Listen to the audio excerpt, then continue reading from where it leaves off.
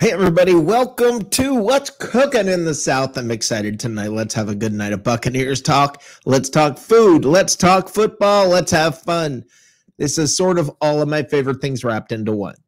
Get ready for What's Cooking in the South.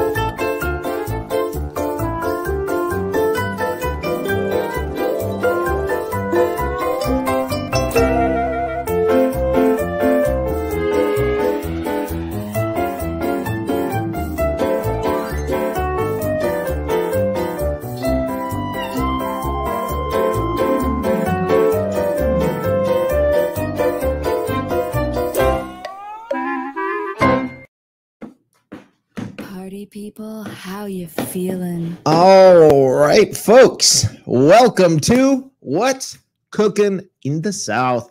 I'm excited about tonight. We got so much to talk about. We got the Buccaneers. We got Tom Brady saying 50 years old. Yeah, no. So Brady's not planning on that, apparently. We got sold out Buccaneer Stadium all year long. I want to talk about Levante David and Devin White were both named to the to a list of top 11 quarterbacks or cornerbacks, linebackers, and I think that's cool. And Bruce Arians to the Bucs says, "You want normal? Get vaccinated." We're going to talk about all of that stuff right here on What's Cooking in the South. But first, food for thought.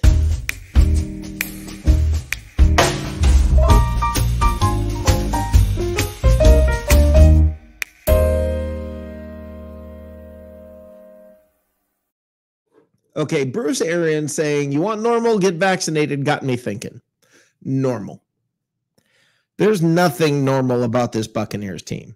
There's nothing normal about what we're experiencing as Buccaneers fans. There's nothing normal about this. You can get vaccinated. You don't have to get vaccinated. You can do whatever the heck you want to do. There's nothing normal about this. This is better than normal. This is better than what most teams have ever experienced ever. Realize it, guys. Soak it up. Pound your chest. I'm serious. Pound your chest. Brag. Show off. You're a Bucs fan. This is Tampa Bay. And show it off. Show your colors. Fly your colors. Dare people to say something to you. And then educate yourself so you know what to say back and not sound like some of these idiots that are on Facebook, and there are plenty. And we'll get into that. But anyway, I want to tell you guys just food for thought. To me, normal doesn't exist now. There's no way this season is normal. There's nothing about this season that can be normal. It's either going to be spectacular or it's going to be disappointing. It's not going to be anything in between. It's going to be one or the other. It's going to be holy crap, wow, holy cow. Or we didn't get there. We didn't get there. This is the first time. I mean, everybody talks about, all right, what is it supposed to be? We've heard, you got to win the Super Bowl. This year they got to win the Super Bowl. Anything less is a disappointment. And that's just fact. That is just fact. Anything less is disappointment. And guys, this is probably the last run with this group of guys that we're going to have, and that is going to change a little. Not completely, but it will change a little.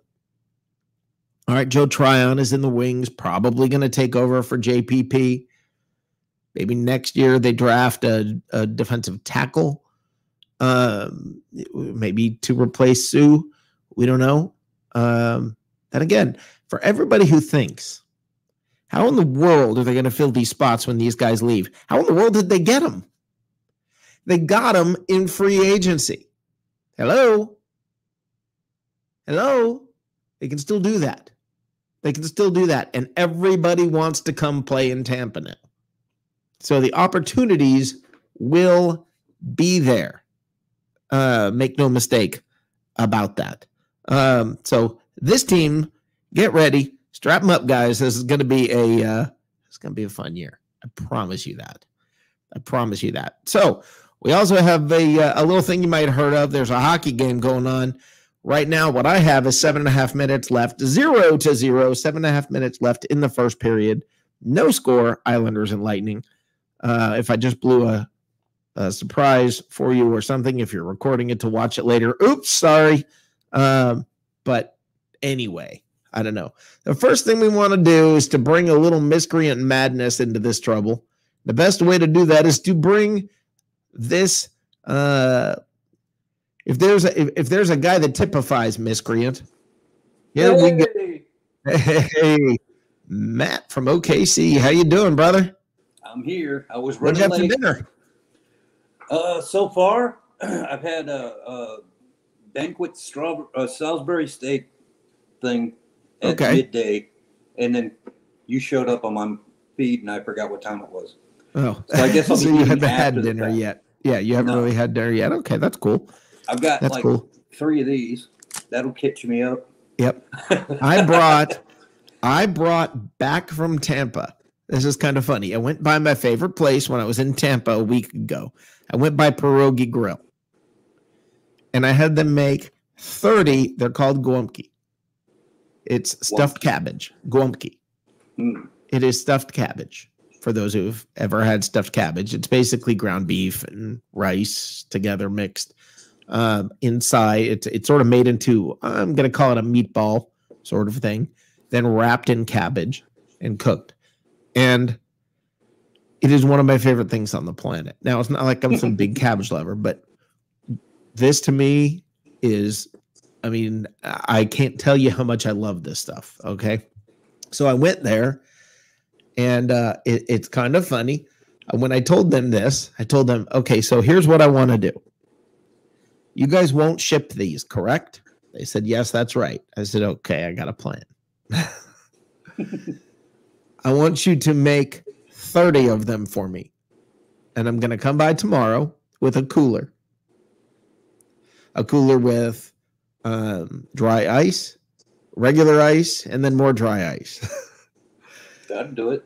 I put 30 of them in a cooler, put the lid back on this styrofoam cooler, and then proceeded to tape the cooler shut. Wrap tape around it so there couldn't be any leaks. It would hold nice and tight. The seal would be good.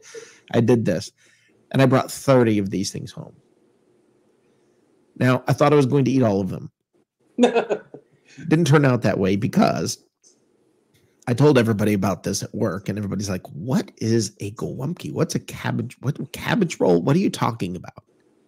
So I brought a couple extras in for people to try. And now every day it's, hey, man, can I have another one of those? Hey, man, can I? It's funny to me. Everybody now is licking stuffed cabbage at my job. Now, cabbage to me, I'm not a fan, guys. I'm not a fan of cabbage in general. But when they make it like this, there is nothing better. So I am a huge fan of that. By the way, Seminole Buccaneer, hello. And hell yeah, it's Seminole Buccaneer. Stevie Slick Probert. Or Probert, I don't know which one. How you doing? And Miscreant Teresa Baxter. How are you doing? Yeah, I'm happy that you guys are here. I want you guys to put in the chat room, what'd you have for dinner? What did you have for dinner? I want to know. And we will get on to other things. I imagine this is probably going to be a bit of a shorter show tonight because of the Lightning game, so we can all get back and watch a little Bolts. But we will have fun in the meantime. We got the meme grinder coming as well, by the way. So, Matt, I want to talk to you about something. Did you hear Tom Brady talking about how playing at 50 years old, he was like, no. That's even too much for me, I think. Did you hear any of that? No, because I don't believe that. I think I've talked to you about this before. I think his last mark is going to be beating Mel Blanda or George Blanda, whatever his name. George Blanda, right? Yeah, and Mel Blanc. Yeah, I'm getting I'm thinking Mel Blanc, Porky Pig, Cabbage Rolls. What you don't realize is right after his football career, Tom Brady is going to do voices for Saturday morning cartoons. Is he really? No, it's just we've got Mel Blanc. I mean, that's well, that may be. You never know. He's going to have something to do. Yeah, exactly. And hey, in chat we have Mark Goodman. Mark, buddy, how you doing? I just put the link there in the StreamYard link. Come on, brother. Come on, Mark. Get your butt on here. That's your buddy, isn't it? Yes, it is. Mark's a good guy. Mark he's camera shy. What's that? He's camera shy. Yeah, no. If he is, let me tell you something. I've met many, many people in my life who are comfortable in front of the camera, but I have never met anybody more so than Mark. Mark is the least camera shy person I have ever met in my life. As a matter of fact, there is nothing shy about this guy. Well, bring him in here. Yeah, get your butt on here, Mark. You heard that. You heard that. Put the link in there. Come on. And I was thinking when you were talking about your pierogies thing, if I went back to Tampa right now, I'd get Silver Ring Cuban sandwich. And then there's this bicycle vendor that used to run around Ybor City that sold devil crab cakes. Oh, okay. The little deep fried corn bread looking things. Yep. They're complete garbage, but a little bit of hot sauce. I could eat those all day long for a month. Yeah. And, you don't get that out here. That and something that people in Oklahoma wouldn't even consider is boiled peanuts. And I know you're probably a city dweller, but if you get out into the rural areas of Florida, anybody who's been to a baseball game knows about boiled peanuts. Well, I didn't realize. I made some peanuts and Cracker Jack. I mean, that's what that's all about. I thought the peanuts were in the Cracker Jack. No, I think maybe that's the case, but I always thought of you go buy peanuts. You buy a thing of boiled peanuts at baseball games. Roasted peanuts at the ball game. Yeah. But boiled peanuts in the old-fashioned way that when we didn't care about salt, I would live off of that in the summertime. I swear to you. You mean boiled peanuts with fish and peanut butter? No. This is African green peanuts that are bought raw in a 100-pound bag. They dump them into a kettle. Usually it's a bottom third of a 55-gallon drum. They put a fire underneath it, and they boil overnight. By about midday the next day, they're soft enough to sell, and they sell them by the quart all over rural Florida, usually near an orange juice stand. And between those two things, when you're traveling around town, it's great stuff, man. Yeah. And it's not good for you at all. Tampa, the one thing I can tell you, Tampa also has a Skyline chili, which Skyline chili is big in Cincinnati. I think there are only two outside of Cincinnati, only two Skyline chilies outside of Cincinnati, but Cincinnati is world renowned for chili. Right. And Skyline chili is sort of I thought that was the label for the Cincinnati branded chili, like Kansas City barbecue. Right. Well, they're that well known. You want to go ahead and get that? Yeah, I'm going to have to. I'll be okay. back. I'll put you off. I'll take you off of here. Well, or we could just go ahead and keep them on. It'd be kind of funny. All right. Hold on here. Let's bring Slick in here. How you doing, man? How's it going, man? How's it doing? Good. Welcome. I haven't been on for a while. I know. Well, that's, it's not that long when you consider the time change. Oh, yeah. That makes no sense. What'd you have for dinner? I made Chinese. You made Chinese, like people or food? What kind of Chinese? Egg fried rice and a chicken curry. Nice. Very nice. Keeps the wife happy. I had roast turkey medallions and hash browns for dinner. That was very, very good. What's that? That did sound very, very good. Did you wash? Yeah, it was good with brown gravy. Yeah, with brown gravy. Ooh. But what a good drink? Yeah, brown gravy. Oh, awesome. Awesome, awesome. Here comes the rest of the party. Hold on here. Let's get him in here. What's Mark, up? ATL, Bucs Goodman. Hey, What's brother, how you doing? on? How are you? What's Can you up, hear me? Slick? Can you hear me? Mark? Mark? Nope, Mark can't hear. No, I don't think you can. I can hear you. You can? Oh, you can hear? Yes. No, he's just playing with us. Or are you just way big time delayed? I got a big delay here. Okay, no. If you said that quick, you don't have that big of a delay, so I don't know what's going on. How you doing, man? Good. What'd you have for dinner, Mark? Hey, let me cut off, get back on, because there's a big delay. It's pretty bad. Okay. Okay. All right. That was Mark. I love tech. So Slick, tell me this. Did you hear Brady and his 50-year-old, his comments about not playing till he's 50, etc.? Let's be real here. Yeah, it's a tough thing to play this sport for that long. Is it George Blander's the only person to do it? Yeah, and I don't think he made 50. Yeah, it's tough to. Although I don't know, I'm really not sure how old. What the heck is the running back? What's the running back played for the 49ers and then everybody else? Gore? What's that? Yeah, yes, Frank Gore. I think Frank Gore's got to be 50, doesn't he? He probably feels 50. He probably his body feels 50. It seems like he's been playing forever. Mark, what'd you have for dinner? What I had for dinner? I had I made a let's see, sea scallops with a bacon jam and mushroom risotto. Some of the best mushroom risotto you've ever had. Yes. Nice. Very, very nice. Mark, So I don't know if you heard me tell the story. I wish you got to get a picture of Slick's face right there. It was awesome. It was just great. It was awesome. You can always go back and do a screen capture later. All right. We'll do that. That was great. Did you hear, Mark? Did you hear me talking about going to my favorite restaurant in Tampa and what I did? There's a place called Pierogi Grill.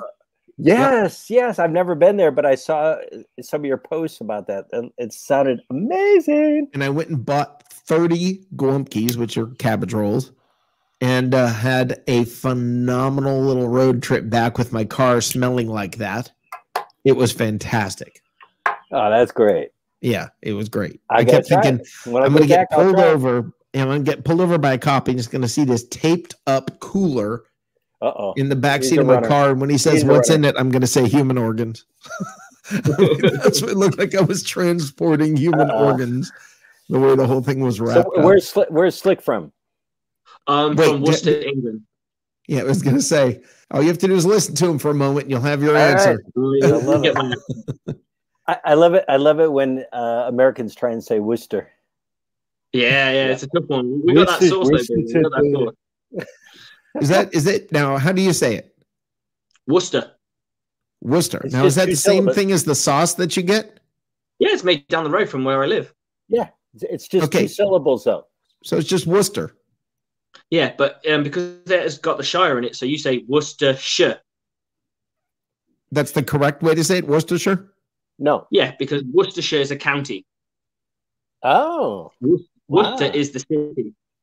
Okay, so Worcester is the city. Worcestershire is okay. So it is Worcestershire. I always thought, I was like, how do you actually say this? Yeah. Well, I think some people even say Worcester. I've seen some people. They add another syllable; it becomes Worcestershire. So Worcestershire sauce. No, I have called it. I think I've called it. I don't know. I call it just about everything. So yeah, I'm almost afraid. I'm afraid to say the word. I just have some of that sauce, please. Yeah. Give me that stuff. Yep. Yeah. Yep. I had a hilarious exchange in a Chinese restaurant one time. I was dating a girl that lived in Lake Mary, Florida, and she wanted me to bring her lunch up to her office. And at that point, I really never ate Chinese. I just didn't like Chinese food. I do now. At that point, I just didn't like Chinese food. And she wanted me to go get some lo mein. right? So I called in the order and I drove up to pick it up. Now, between ordering it at home and going to pick it up, I said, now, folks, I'm telling you, this is exactly what happened. I'm probably going to lose my job and I'm going to get canceled. And there's all of this is about to happen. So just remember tonight was the night. But here's what happened. This is a fact. This is not a joke. This happened.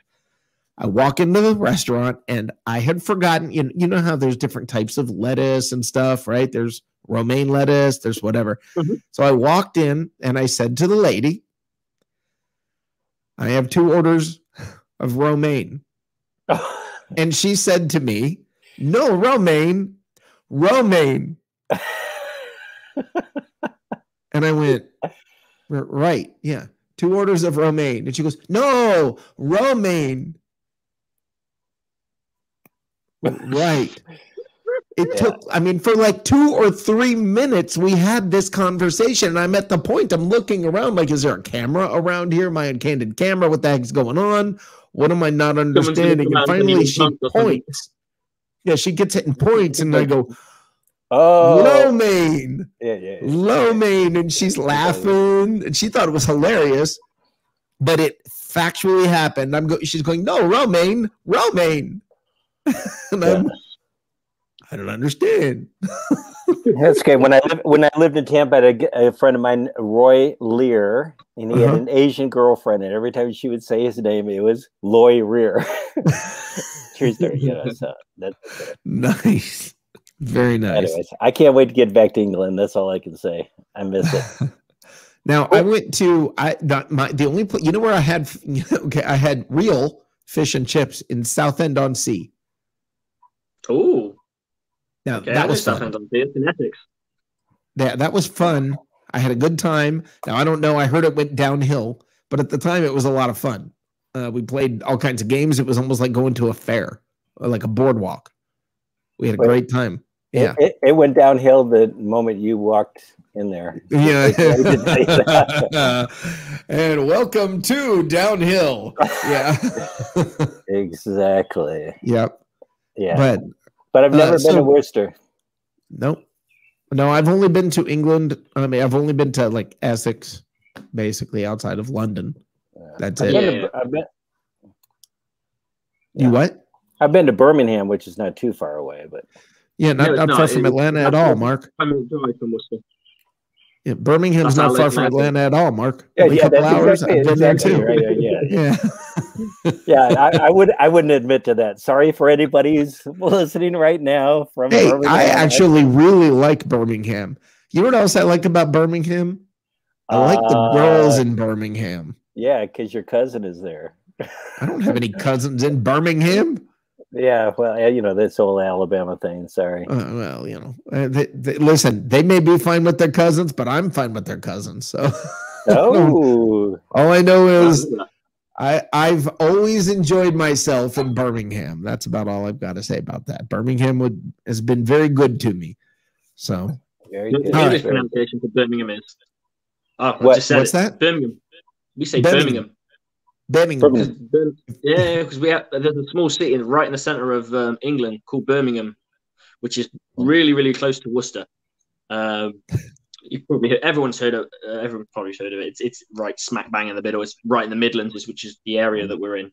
But yeah, we call it Birmingham. Birmingham. That's sort of like that's like Louisville. You don't really say Birmingham. From Kentucky, Louisville. Yeah. What do you mean, Louisville?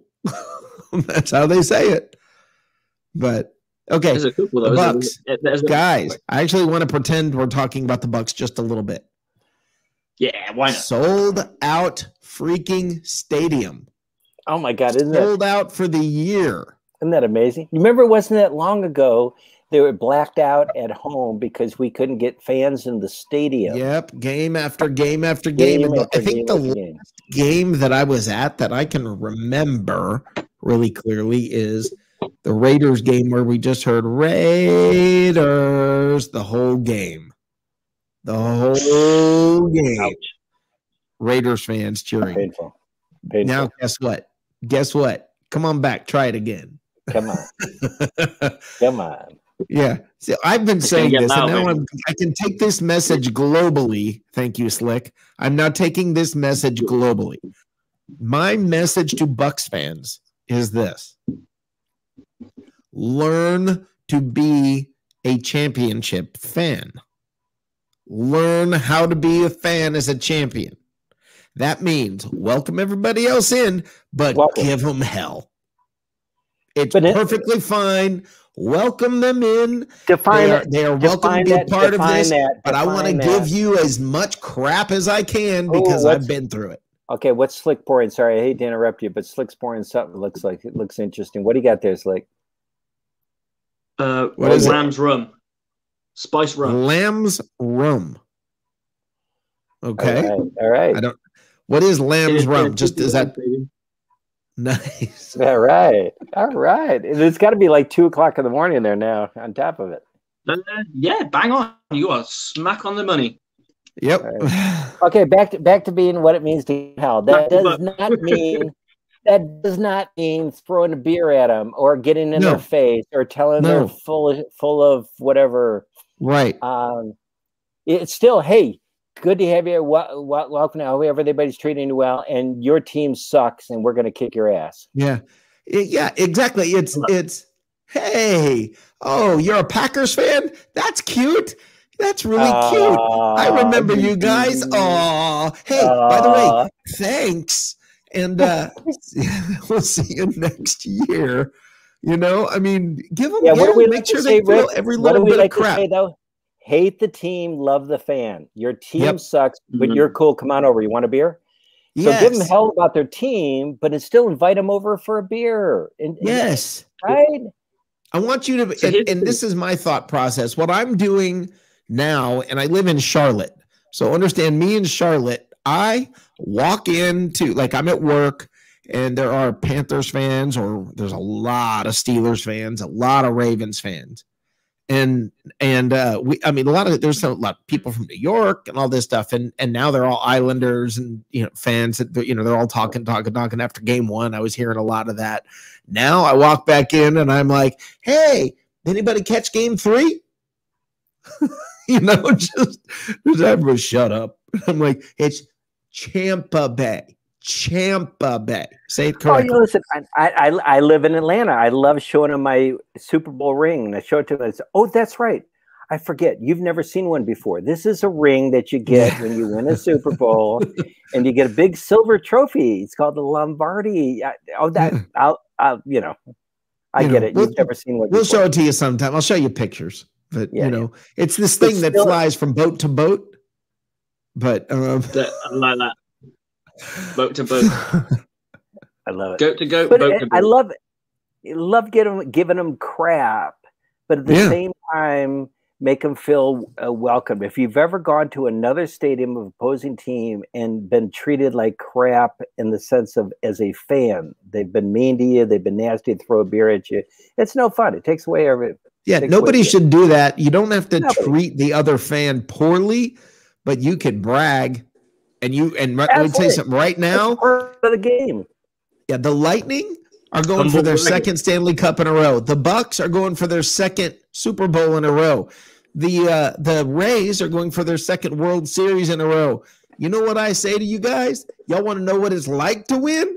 Move on down to Tampa. We got plenty of room.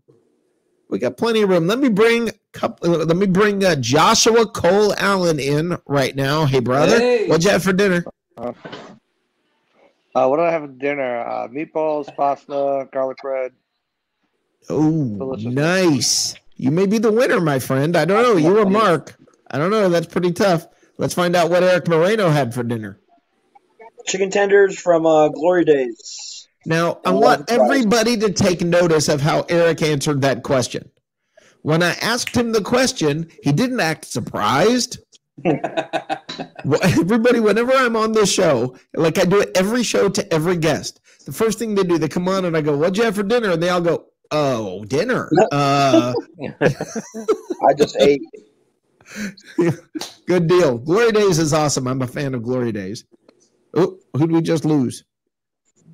Mark. Slick? Nope. No, we lost Slick. Okay, we lost Slick. There he is. He's back. And so, by the way, let's bring him in. Special guest of honor. It's the dude.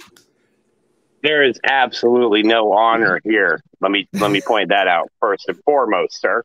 Hey, welcome to the show, everybody. Gosh, what is there, 7 guys on screen? That's pretty awesome. Yep. Now, question: what'd you have for dinner, dude? The girls never came. Vodka. Okay. Nice. Mark, are you still here or no? He looks a little pale. Yeah. Well, Mark looks a little pale most of the time. So, hey, just wanted to give you an update. The Lightning are in the first intermission against the Islanders. It's 0-0. Pretty brutal first period. Lightning outshot the Islanders. I believe it was like 11-4 or 3. But 11 is was it? But the Islanders actually had better scoring chances. Okay. Tough game so far for the Lightning in continuity, but once again, Andrei Vasilevsky, say that 5 times, has pretty much stood on his head this entire playoffs. Did you just say in continuity? Well, no, that's only for us people 50 years or older, sir. Yes. The young folks, Eric Moreno and Slick, are going, what? Just a heads up. Right about 50 years old, when you cough, you should clench. Yes.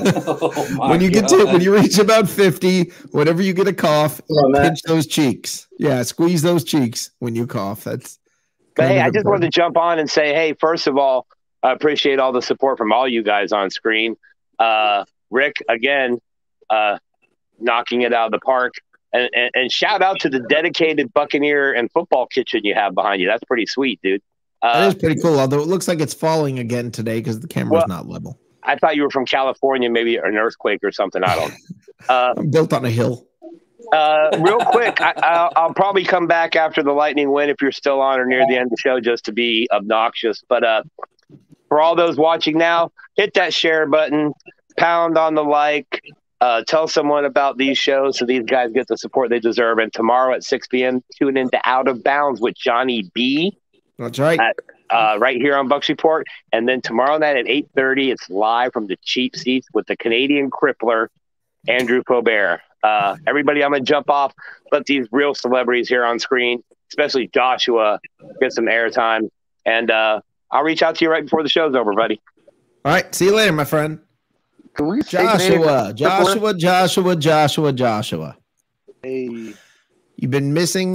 We've missed you around here. I understand you had stuff you had to get taken care of, and I know you had kind of a crazy day. I guess a little strep throat in the family. That got kids. I guess maybe. Yeah. So issues, yeah. So it's been a whirlwind of the last couple of weeks. My father passed away 2 weeks ago. So I will. Yeah, that's horrible, and I'm so sorry about that. I want to welcome you back, though. It's good to have you back. Hey, happy to be back. Thursday night Audible will be back on live. Can't wait to have that back.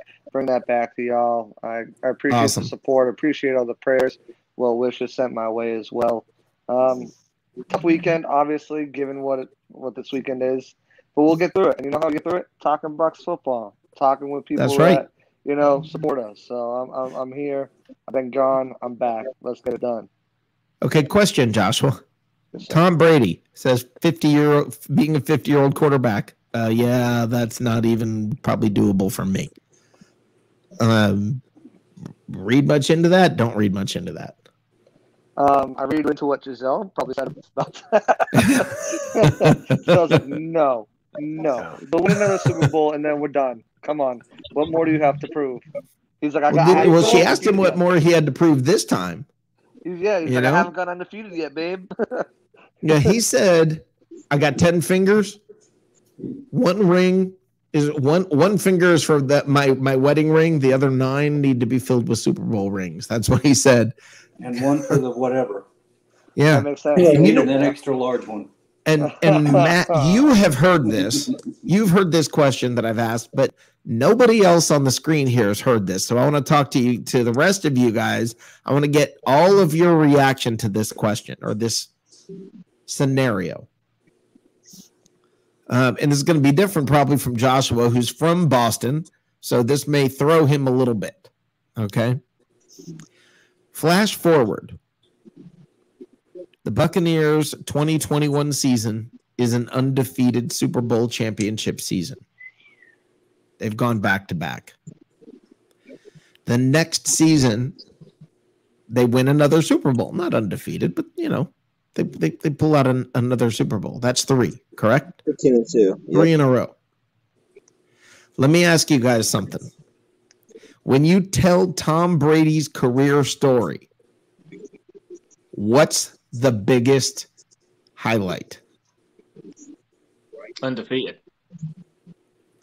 Last year's Super 3-peat and Bowl, undefeated. most Yep, undefeated. I think last year's Super Bowl will be the crowning thing, just because of the COVID circumstances around it. Yeah. I think that is probably one of, and you listen to other quarterbacks. Eli Manning came out and said it, and other quarterbacks around the league have talked about how hard it is to learn new offensive systems, how hard it is to learn new players, to come to a new system, a new climate, a new city, a new offense, to be able to have no offseason really whatsoever, learn all that stuff that he did and win the Super Bowl. It's really impressive. It's really impressive. I think it might be one of his most impressive rings. Obviously, coming back in that Rams game and driving down the field for the last-minute field goal, equally impressive. Driving down the field to score against Seattle to pull them ahead. And then, obviously Malcolm Butler sealed the deal on defense. And also that Falcons Super Bowl is one for the history books. Which I think one? you're looking at last year's I don't Super remember Bowl, that one. You have to recall that for me. I don't remember that one. What happened? 28-3, never forget. How about the Falcons game in Atlanta this year? The Falcons Super Bowl is obviously going to be up there because A, it's the first overtime game, B, the deficit that it came back from. But I think as impressive as that was last year's might be a little bit more impressive. Your first team to do it at home. Those two Super Bowls, I think, are the most memorable, probably, and most important Super Bowls in his career. Okay. So if they were to go undefeated and win back-to-back, maybe win a third one, okay, Brady's got 3 rings in Tampa, an undefeated season. I think he very well may go into the Hall in a Bucs jersey. And now think of how unthinkable. You say no? 3 rings in Tampa, 3 in a row, and an undefeated season? Really? You're just going to dismiss it as Can you go in as both? No. No, it's one jersey or the other, I believe. No, I think he goes in as a Patriot. I do. I He's think got to go in as a Patriot. This is the second chapter, of his career, but the first chapter is where he became Tom Brady. And I think 3 in a row, and one of them is an season. Undefeated season. I think 3 in a row, and one of them is an undefeated season. A 3-peat. Guys, I think his Patriot career becomes a distant memory at that point. No. You start to look and say, holy crap, Belichick held him back. Well, there's something to that. I wouldn't say he held them back. I would say that the Buccaneers had better players around him. What's that? What did you say, Eric? I think when the Patriots won back-to-back, was it 07-08 or 06-07? Doesn't matter. They won 3 out of 4. I think we have just as much talent or even more talent than we do now than Brady did, when they won back-to-back with they had William McGinnis, Ty Law, Brady, Gronk. The thing with New England is that they didn't, and it's kind of what Joshua was saying, we've given him an all-star team. All he's got to do is show up. Yeah. Not make mistakes. The Patriots. That's not true. I don't believe that's true. Oh, come on. Get off your high horse, Rick. That is 100% true. Look at the players that he's got around him. Antonio Brown, Gronk, Chris Godwin, Mike Evans, Leonard Fournette. I don't think all he has to do. Let's talk about the defense. I don't think all he has to do is show up, man. I think he is. I think he raises the level of those people around him. Yeah, Scotty. There's not much to raise. It's not like he's playing with Deion Branch and David Givens and players of that such. It's not like he's got Rashae Caldwell out on the outside and a young Julian Edelman who is a quarterback who's making the transfer over. Danny Amendola. Like, these are players that he's significantly raised the play level around him, a Philip Dorsett. Mike Evans, sure, he might be raising some of the play level a little bit, but how much really more are you getting out of Mike Evans, Chris Godwin, and I can answer that. Hold on, I'll answer that by telling you that the way that some of the players specifically responded to saying, I don't want to let him down. Chris Godwin talking last year about how I don't want to let him down, and how he's studying his playbook harder and running his routes harder and listening and being coached by Brady, and Brady's telling him how to follow through running on his routes and doing this and doing that. Say that, but those guys have the ability to bring themselves up. I mean, wait, hold on, Matt. What did you say, Matt? I could go out and run a 4.3, right? No, I can't. So I'll never be Scotty Miller. I can want to be, but I got stone hands and white boy slow. So I can never be whatever I want to be because he wants me to be. I can believe in the guy, but I got to have the tools.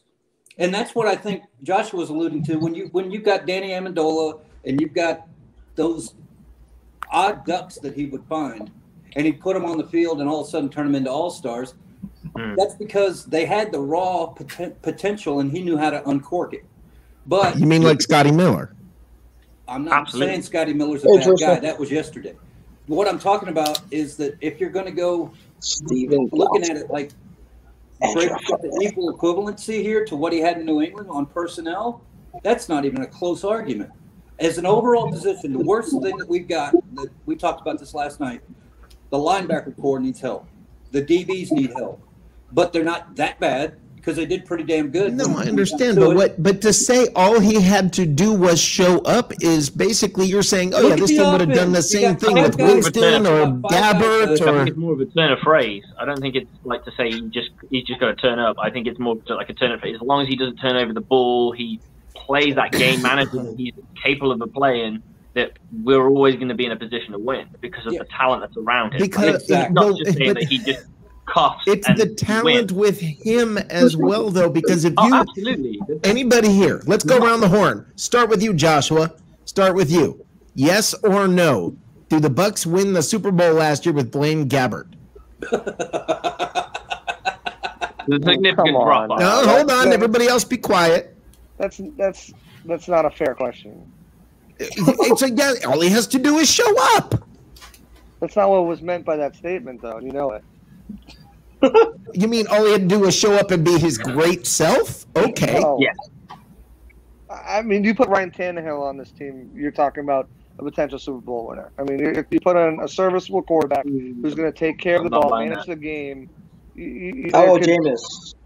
No, not Jameis. I said not turn over the ball. I mean, I think that they could have been in the running. Tom Brady lifts the team. No one's disagreeing with that. Tom Brady doesn't lift the gameplay of others. But what I'm saying is, in New England compared to here, there isn't much that needs to be raised. He's not throwing it to Danny Amendola and Chris Hogan. He's throwing it to Antonio Brown and Chris Godwin as his 2 and 3. You know, like it's just a different scenario here that we're playing with. He's got literally an amazing offense and defense surrounding him with very little holes on this team. I mean, and Matt mentioned the cornerbacks. I mean, Carlton Davis is a top 5 corner. If you look at his numbers, his pass deflections, his lockdown ability, you look at the numbers, and even Pro Football Focus has agreed. He's a top cornerback in the league. So, like, there's now really let's go back around and do what I said originally and give me yes or no. That's actually one word. No. Okay, Matt. Blaine Gabbert? Yes. No. Okay, Teresa. Not if it's Blaine Gabbert. Okay, Teresa, what'd you have for dinner? I told you I had hamburger helper. I visited my inner child. I don't care who says it. Hamburger helper rocks. I love hamburger helper. Slick. Sometimes. Blaine Gabbert? No. For one reason, one reason only. He ain't the goat. No. He ain't no goat. Okay. All right. Stephen Glasker. He's black. He's super straight. And what did he have for dinner? I had Asian. I had Chinese food. I had orange chicken and fried rice. Okay, it's going around. Okay, so no, you say no to Gabbert? I can't even believe this is a question.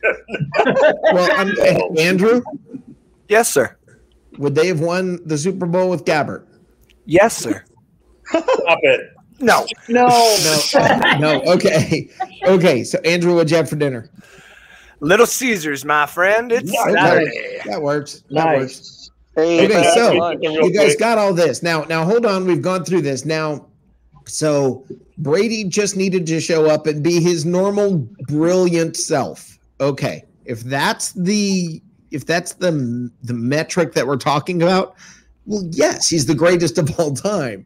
So you're saying the greatest of all time just had to show up and be the greatest of all time? Okay, I'll go with that.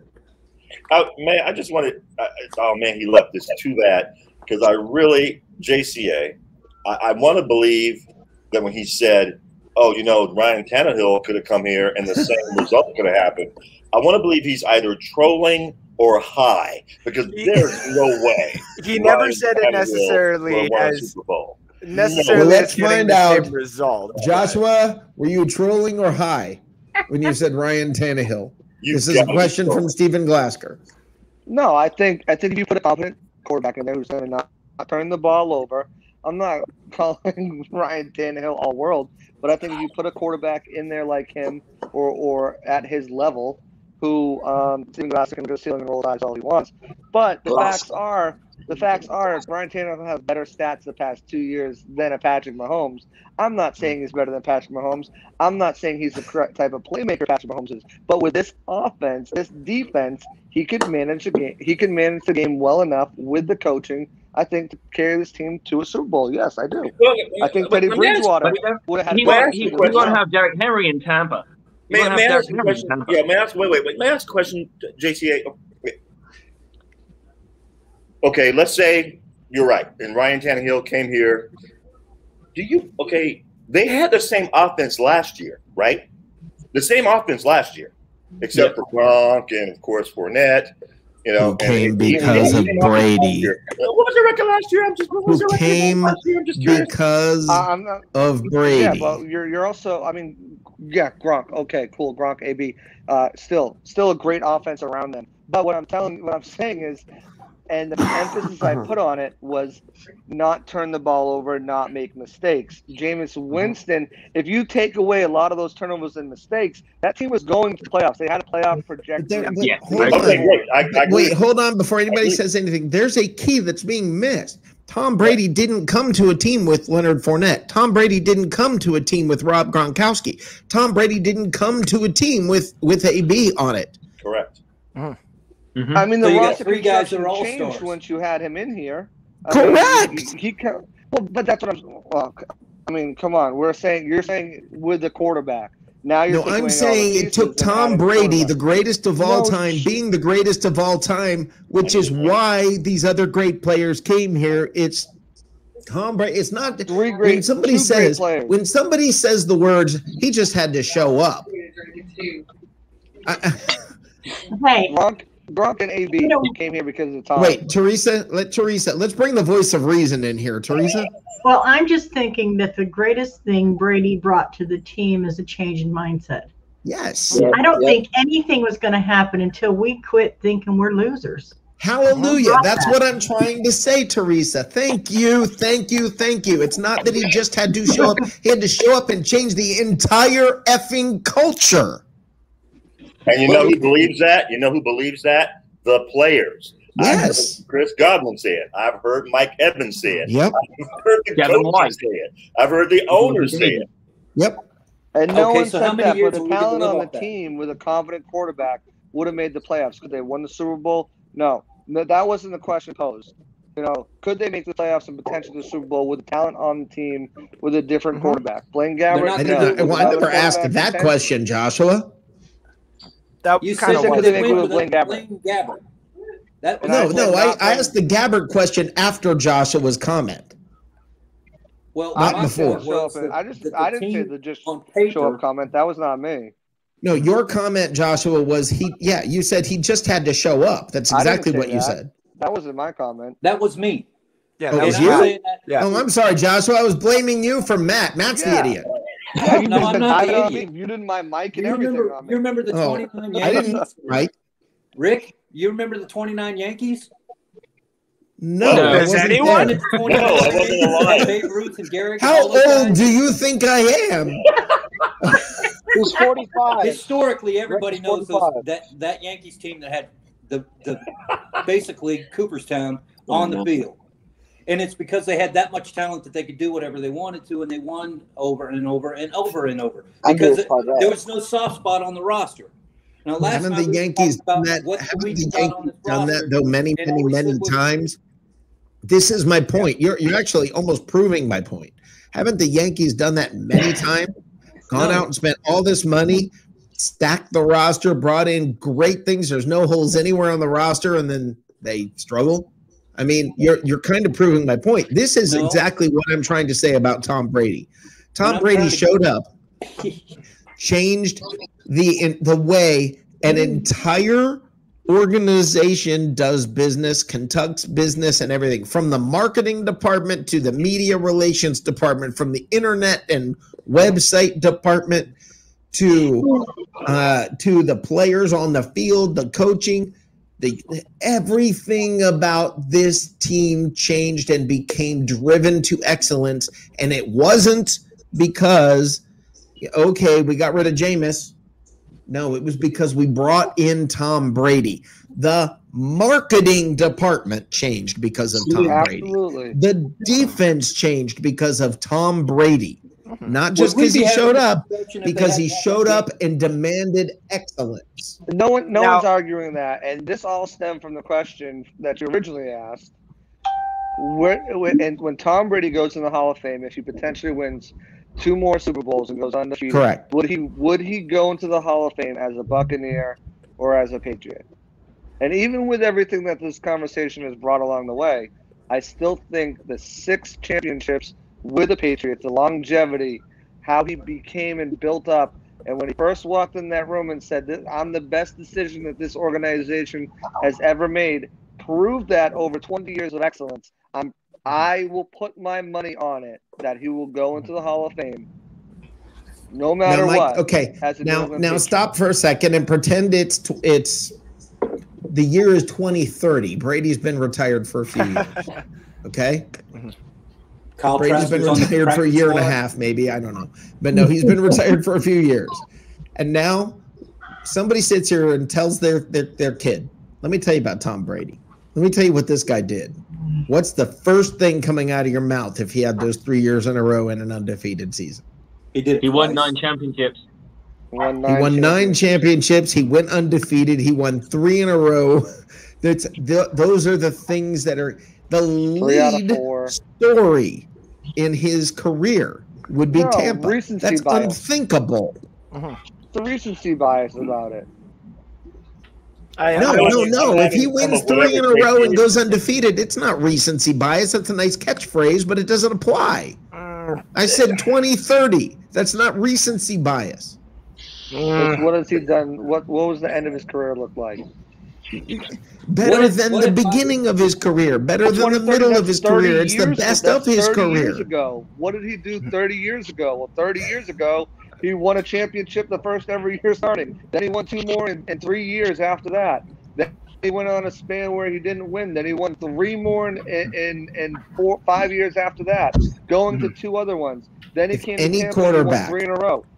Any quarterback wins 3 in a row and one of those years is undefeated, that's the story of their career. We're going 5 years to 30 years. But I understand, but like Slick, Slick, you agreed, Slick. If he wins 3 in a row, what? Because there's a little bit more. There's a little bit of icing on the cake that we haven't talked about. What's that? Mr. Tom Brady was a 6th-round draft pick. Who picked him? When the Tampa Bay Buccaneers, they passed on him. So he can go with the team who picked that. The argument doesn't really hold much water, Slick, because Kurt Warner was picked by St. Louis Rams, and he went into Hall as an Arizona Cardinal. Yeah, that's a great example of what I'm talking about. He didn't win 6 championships. But he won a championship with the St. Louis Rams. You cannot compare an orange to an apple. He won his first championship with Slick, you're not thinking of something Steven is saying. He won a Super Bowl with the Rams, went to 2, I believe. He lost a Super Bowl with Arizona, and yet he still went in as a Cardinal. Right. Okay. Now, but that could be due to loyalty. That's a different thing. And Tom Brady and Robert Kraft, last I checked, they have a really tight relationship. I mean, also that Rams team was more of a team built, and you could also probably put in a couple of other types of quarterbacks who are on the same type of level as Kurt Warner and get the same type of results. So, but with that, isn't that what we just said about Brady though? Y'all need to stop. Brady's is a little different. Why was the great show on turf that kind of team? Stop this whole. Because You it can was put this all guy in, stars and you all can across break the this board. guy out. Right? Hold on. Everybody's talking. We can't have everybody talking at once. If that's going to be the case, then hold on. Everybody stop for a second. Matt, finish what you're saying. Andrew brought up the point that the fastest show on turf was a roster. Wasn't quarterback, it was a roster. I lived it. I was there. I had beer thrown across my living room many times. And that was because that team was Mike Martz's baby. And he put the people in there that fit his system, like Monty Kiffin did with his defense, and they all fit, and everybody had a role to play. And so when you separate that out, you put Isaac Bruce somewhere else, and you put any of them. The guys that run, I'm just drawing a blank. Yep. They could not play as well individually as they could collectively because that team was built for that playbook with those people. Correct. And so now you're looking at Tampa in a very similar situation.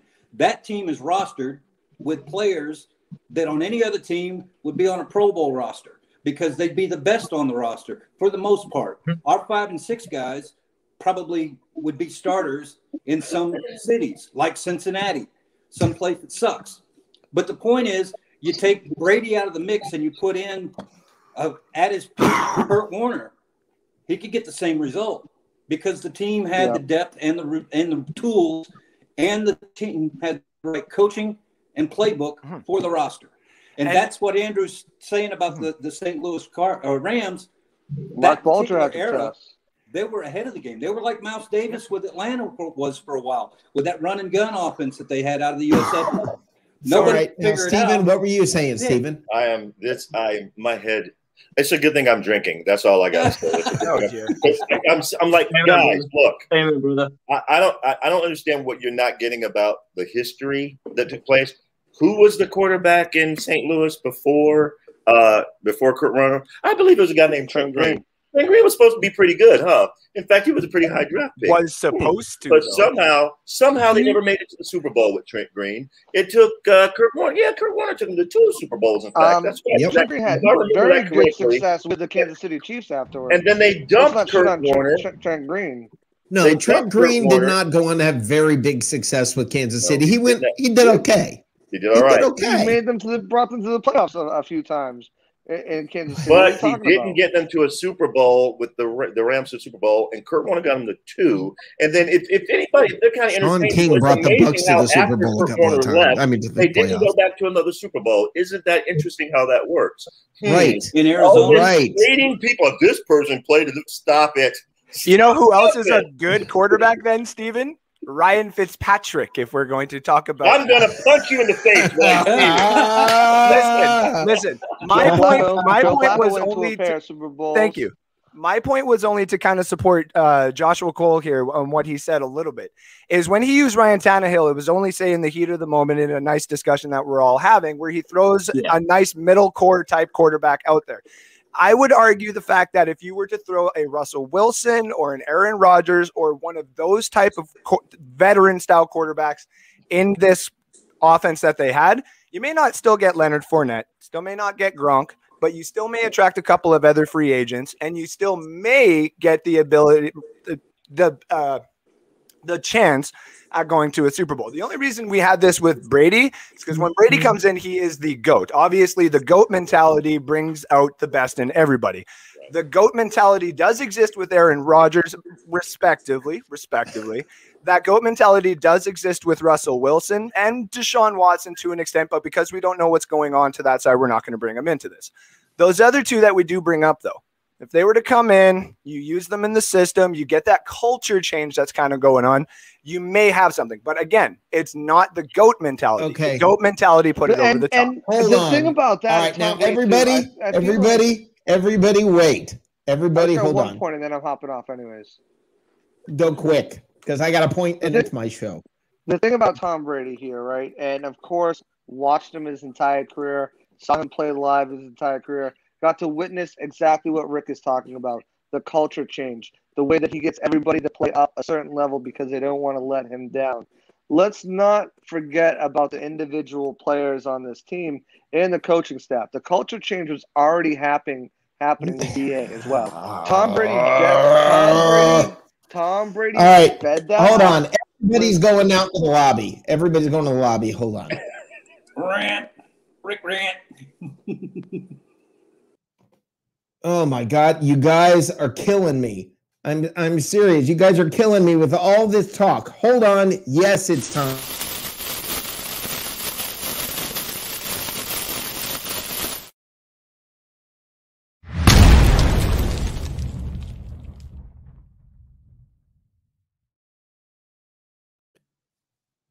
Friggin' idiots. You guys are driving me nuts. What you're sitting here trying to justify away that Tom Brady came in to a team without Rob Gronkowski, without Leonard Fournette, without Antonio Brown, without these guys, right? He comes in and changes a team that had not been winning repeatedly year after year after year, even with Arians. He came in, and now all of a sudden, all these other players are knocking on the door saying, let me in, let me in, let me in. I want to play, because everything was different. And in the meantime, when's the last effing time you heard of any players on the Bucs going out and organizing their own practices and really being motivated enough to do what it takes to become what? A champion. The best you ever heard is, we got to get better. Man, I got to stop throwing interceptions. That was the big goal. I got to stop throwing interceptions. That was our big goal. Tom Brady made it an effing championship. That's what the goal was. The goal was everybody change now. Arians didn't say it. Jason Light didn't say it. Y'all know I'm a fan of both of them. Tom Brady changed this team. He is the reason some of these other players came. He is the reason that all of the players on the team shut up, got in line, played, did everything that it took to win. He is the reason. So to start sitting here and having any kind of a stupid effing discussion about, well, I don't know, when you look at Kurt Warner in the Rams, Kurt Warner did not change the culture of the Rams. Mike Martz changed the culture of the Rams. Kurt Warner was a perfect fit. It's not the same thing. Tom Brady made the Bucs what the Bucs are now. Bruce Arians is part of the reason Tom Brady came here. Jason Light brought in good players and the right players for the system otherwise. But Tom Brady is the reason they are a champion. Maybe without Tom Brady, they might, maybe, have made the playoffs. If Tom Brady's not here, you don't have AB. If Tom Brady's not here, you don't have Rob Gronkowski. If Tom Brady's not here, you don't have Leonard Fournette. Okay, so now tell me what happens to that team last year. It's Tom Brady. All right? So no, it's not comparative. This guy, well, if you brought in Ryan Tannehill, they'd probably be pretty good. Okay, they'd be pretty damn good. Woo! Good for them. All right? We're not looking for pretty damn good. What did I say earlier? Learn how to be an effing champion as a fan. We're not pretty damn good. We're not, we got a pretty good quarterback, and I think even without him, we probably would have, maybe gone. You know what? We've got the best quarterback. We've got the best player in NFL history. We've got the best player in NFL history. We do. Y'all don't. We do. We won the Super Bowl. We won the Super Bowl at home. We did it. You know why we had the Super Bowl at home? Because we're a great effing city. It's beautiful in our town. We've got the Lombardi Trophy here too. good chance you may be fighting for the World Series. So what I can say to every effing one of you who thinks that they're, we'd probably still, even if we had some other guys, we probably would still be pretty good and make the playoffs. Based on what? Based on what? You got the chat room? I'll wait. Give me reasons this team would be something before Tom Brady came here. Give me a reason that you think this team had greatness all over it. I'll wait. The difference is one person. You can like Bruce Arians. Bruce Arians knew how to capitalize on the situation that was handed to him. He's a great coach who knew what to do with it. Okay, but the situation is he has the best quarterback in the history of football, the best team changer in the history of football. That is why this happened. It has nothing to do with anybody else. All right, let me bring everybody else back. All right, guys. Thank you. No, thank you. I like it. Thank you. What? It needed to happen. I can't freaking believe I had to sit here and listen to somebody talking about Ryan Tannehill, maybe. I'm like, what? Ryan effing Tannehill? You think he was going to build this organization? He was going to change? You took it out of context, Rick. Yeah, it's out of context, but yeah. You took it out of context. All he was saying was if Trent Dilfer could take the Ravens to the Super Bowl and win, and everybody says Trent Dilfer is worthy, no. That's called Here's the difference. Trent Dilfer went to a team that was already put together. Right. That had a and then won with it. Tom Brady came into a team, and then everybody came because of Tom Brady, and then he won with it. But Rick, you got 53 men on this roster. 4 players. Jason Light and Bruce Arians. Correct. You're correct, Andrew. It was a platitude. Okay. I know. I'm sorry. Go ahead, Matt. Bruce Arians and Jason Light were rebuilding this team in Arians' likeness. They were already in the process. They had taken the best of what was there with Jameis, and they were adding in the missing pieces. If they had not gotten Tom Brady and they'd have brought in Teddy Bridgewater, we'd have still made the playoffs probably because the roster was that deep. Now, you got those 3 players you're talking about that may or may not have showed up. But nobody wanted But you're proving my point Brown. based on what Nobody you just said. Antonio Brown at all. You literally just said, Matt, they probably would have made the playoffs. That was part of my rant. It is part of your rant, but the point I'm trying to make is you don't know that we wouldn't have gotten Fournette because nobody wanted him. You don't know that we wouldn't have gotten Antonio Brown because nobody wanted him. He's a cancer. Now, Gronk, that's a whole other story. He's WWE. But those other 2 guys could have maybe shown up if we could have enticed them with the idea that we are on our way to the Super Bowl in the next 3 years, which last year, that's what you said.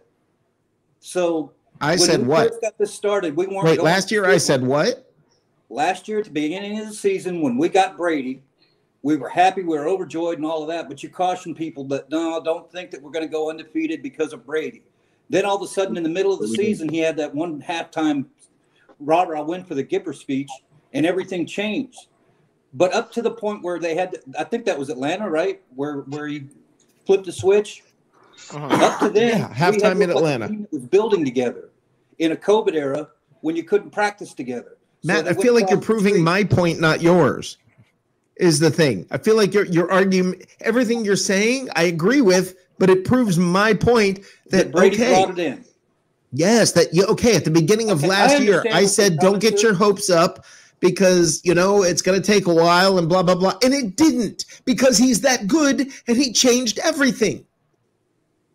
You're actually right. I believe what Joshua was saying. If you'd have brought in a quality replacement for Winston, a quality replacement that had the green light to be the starter, and COVID hadn't happened, if they'd gone to regular season, off-season stuff. If COVID hadn't happened, okay. The reason that Brady took everybody out to that stupid prep school was because you couldn't go to the conference. You couldn't go to the office. No, because he went before then. He went before when that camp, when that part was going to happen. Yeah, he did. Yeah. Okay. Okay. They were already practicing. when he got here. He got them almost immediately, started getting people together. Remember, first of all, he got busted at the park trying to work out and do things at the park. Yeah. And then he got in trouble because he went to the wrong house and, instead of – listen, man, here's the deal. To sit here and say, yeah, if you'd gotten another pretty good quarterback, they might have made the playoffs? That's your argument that I'm not right? If we went to the conference championship last year and ended it, if Aaron Rodgers had won the game, what would have happened in Tampa?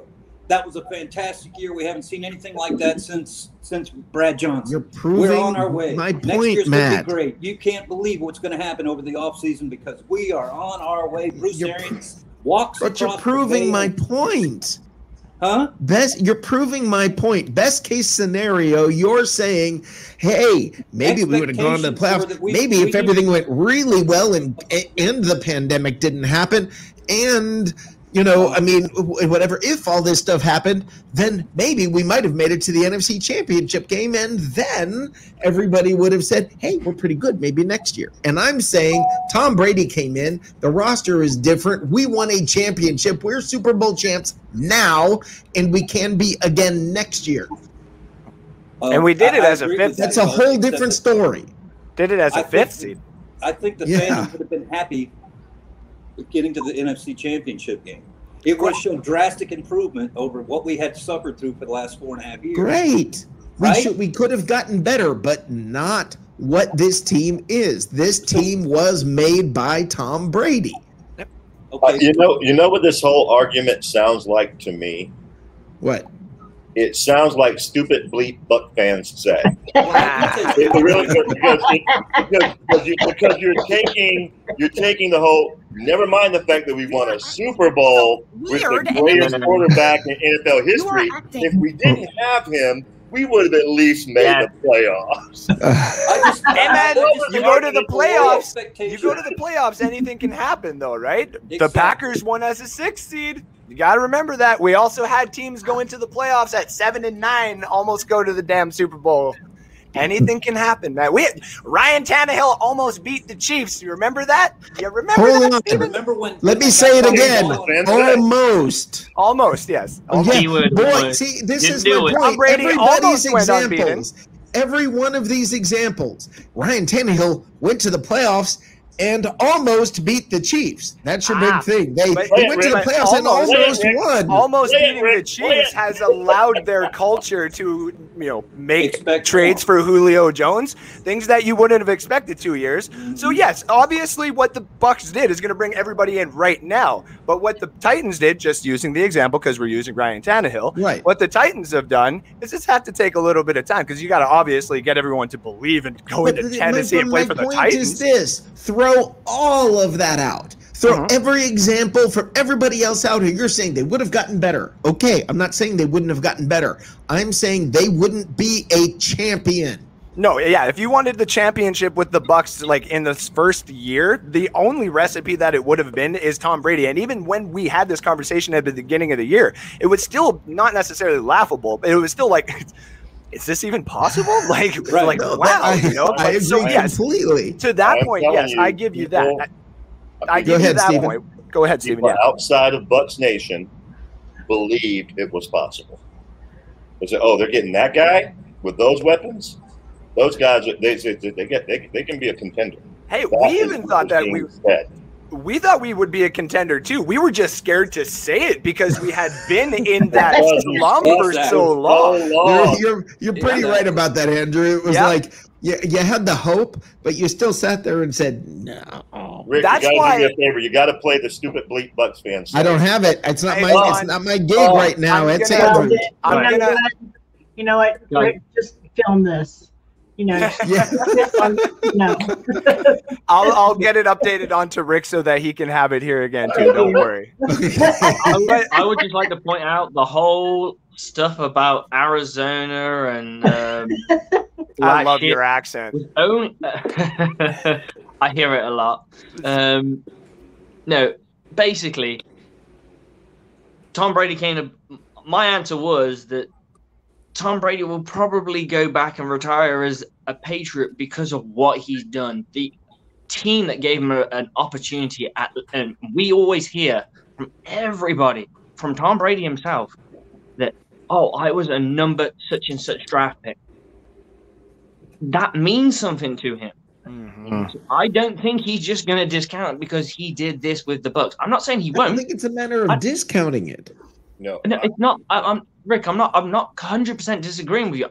I'm saying there's a chance. I'm just saying that Tom Brady, with his morals, there's a chance as a human being, I think he'll probably go, you know what? These guys gave me a freaking shot when no one else did.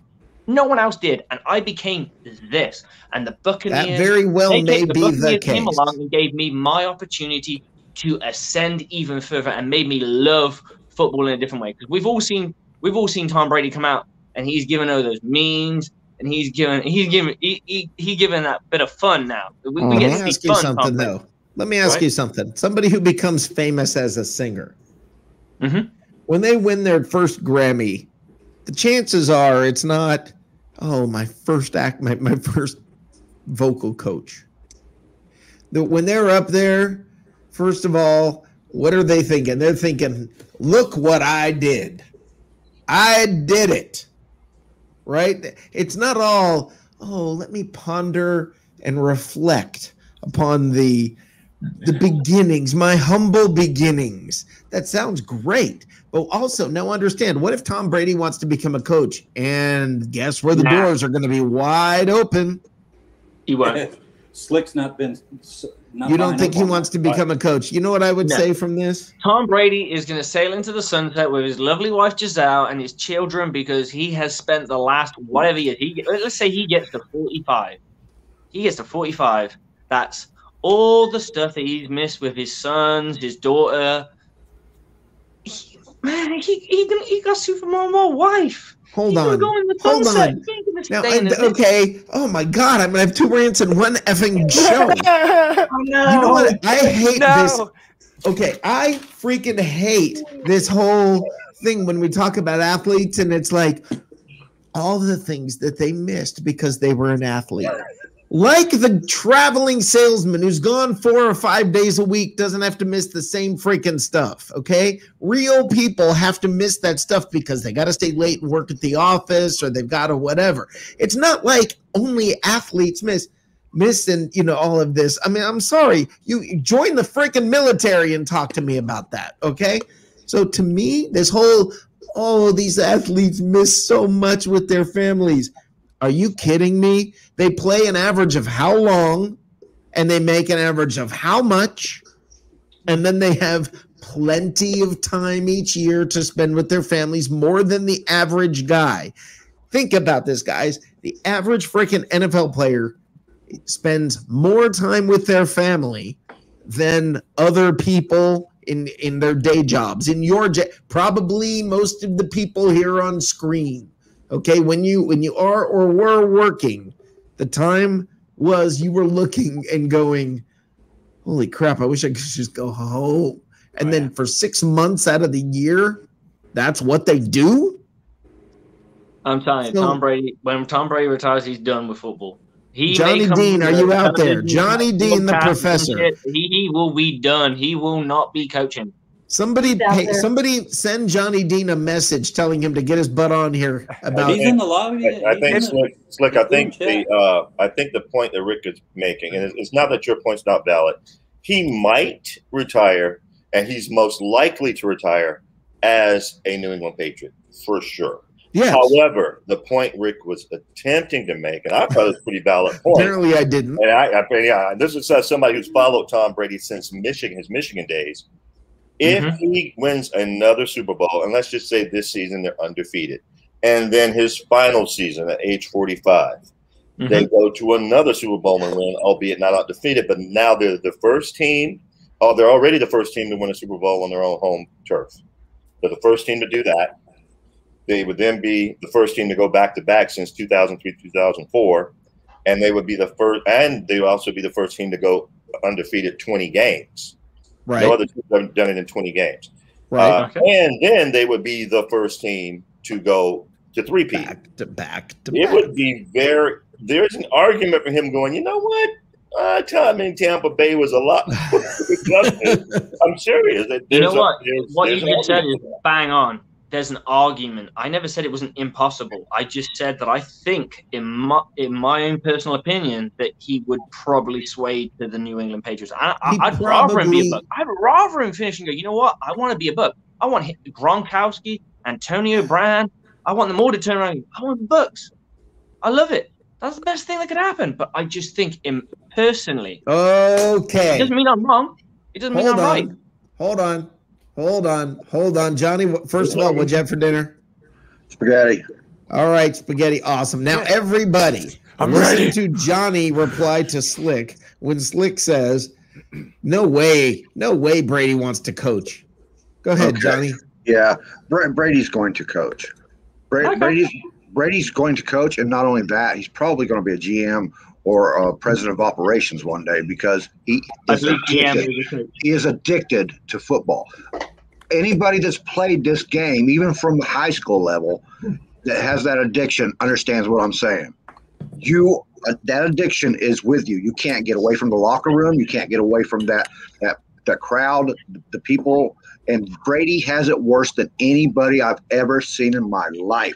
Now, to prove that point, he's picking his own wide receivers out in the draft now. Arians takes him to the draft, to scouting report, out scouting, to teach him how to scout.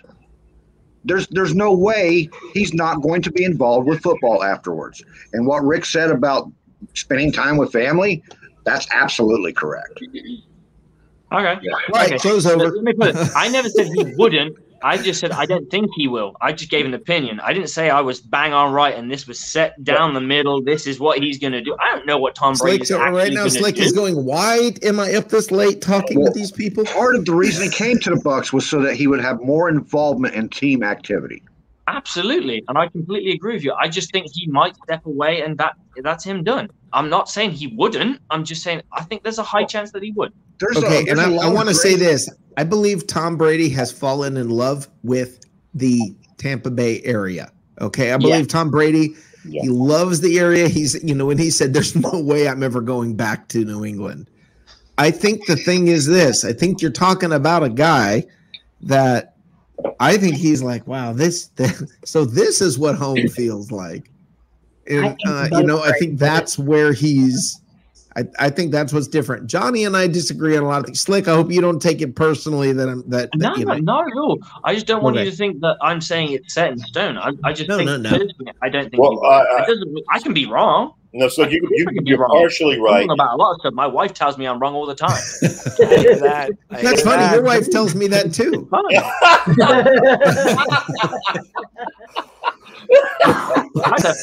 Slick, you're partially right. I don't believe immediately after he retires he's going to be interested in coaching because he wants to build his TB12 brand. He wants that to be the brand that the NFL. I think you're right with that. So he wants to build it. I wouldn't rule it out, but I just feel like he's done enough in this sport that he's a legacy guy. Yeah, he's a legacy guy. It's kind of a risk for him to go into coaching. I don't think so much if he went as a scout or as a GM. I think that's less of a risk. Potentially, I don't know. It's just I think you saw it with Michael Jordan. In an Elway role. I can see him in an Elway role. President of operations. I can see ownership. I mean, they're billionaire. Him and his wife, literally. I mean, I could see him becoming like a Jerry Jones type of owner, who's front, center, and way out there in front of everybody. I don't think he would be. Jerry Jones is horrible. No, I mean being way out there, visible, running the team and being a part of the organization, not like the Glazers who you never see and they quietly just leave the football people make the football stuff. I think Tom Brady would be so very perfectionist. Yes, I think he's going to want. He's not going to want to just jump into that. He's going to want to know how each spot where he goes is conducted properly. So he's going to step his toes in everything before he owns the team. Yeah. Well, the other side of it too is like he is TB12. So TB12. I mean, before the Bucs were winning this championship, we do have to look at certain sponsorships and opportunities that there's a little bit more of an open door to the Buccaneers because we know what the past was, right? And we know what the TB12 method can do. TB12 method can be used on some of these wide receivers and some of these young athletes that maybe he wants to see what's going on. And this TB12 method may be his big thing afterwards. You may want to see what type of players in their veteranship do pretty good. Say like Ryan Fitzpatrick in his 40s. Believe it. With that being said, though, Rick, I do have to take off. You have yourself. By the way, okay, I just have to say Hans Gruber has the quote of the night. These mother heifers here. I bet you that's exactly what that's exactly what she's thinking. Saturdays. So, Johnny, thank you for coming on here. Hold on for just a second. I'll go through one at a time. Matt, where does everybody find you, brother? Oh, I'm usually here on this show on Sunday with Andrew Faubert, if I can never be on time, and on Monday and Friday with Rick Hughes. Somebody wake Andrew up. What I do. Yeah. I'm awesome. Well, we're glad having you here, and I will see you on Monday night, Matt. Very good. You guys have a good night. Have a good night. All right, Teresa. Hello. Do you want to tell everybody where to find you? I'm on Facebook. And you can always find me at my house. Look at Teresa Baxter. All right. Thank you, Teresa. Bye, Stephen. Stephen, where does everybody find you? At Teresa's house. Wow. And we'll see you on Monday. All right. HR. Slick. Yeah, man. Tell everybody where to find you and get to bed. Man, I got football in a bit. So we have American football here. So I'm a DC. Okay. So I gotta be up in about what time is it now? 3 o'clock. So I gotta be up for about 9 o'clock. But I'm a night shift worker, so that doesn't work for me. Oh, okay. We're in our last week of installs, so we got a game in 3 weeks. Okay. So we're just getting prepped for that stuff, and we're doing what we have our too high stuff. So we're gonna do a lot of jet Tampa stuff. So nice. It's kind of fun. Very nice. Yeah, man. Where does everybody find you online? Sorry? Where does everyone find you online? I'm Stevie Slick Probert. Come find me. Come and have a chat. I talk Bucs all day, baby. Awesome. Thank you, Stevie. Have a good one. All right. And Andrew, tell everybody where to find you, brother. You can find me at Andrew_Faubert and at North Sports Dynasty, just like right there. There we go. And I will be live tomorrow on the Cheap Seats at 6:30 p.m. Mountain Time, my time. That's 8:30 p.m. Eastern Time, your guys' times. Thank you for having me on, as per usual, Rick. And if I can find this, here it is. Live from the Cheap Seats. Oops, I got the wrong one up there, so never mind. Let's get that off the screen. It said my name. That's all good. All right. Live from the Cheap Seats, folks. Tomorrow night, Andrew, I'm going to stop by if you will allow it. Of course. Anytime, buddy.